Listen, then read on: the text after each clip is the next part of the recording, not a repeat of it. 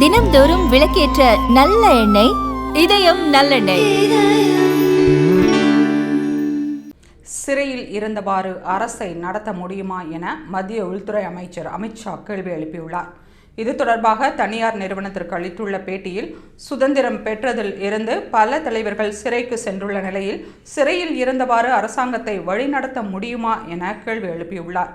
குறிப்பாக சிறையிலிருந்தே ஆட்சியை வழிநடத்துவது பல மாநிலங்களில் ஏற்பட்டுள்ளதாகவும், குறிப்பாக தமிழ்நாட்டில் சில அமைச்சர்கள், டெல்லியைச் சேர்ந்த முன்னாள் முதல்வர் அரவிந்த் கெஜ்ரிவால் மற்றும் முன்னாள் ஆம் ஆத்மி அரசின் அமைச்சர்கள் உள்ளிட்டோர் எல்லாம் குற்ற வழக்குகளில் சிறை சென்ற பிறகும் அரசு பதவியை ராஜினாமா செய்யாமல் சிறையில் இருந்து அரசை நடத்தினர்.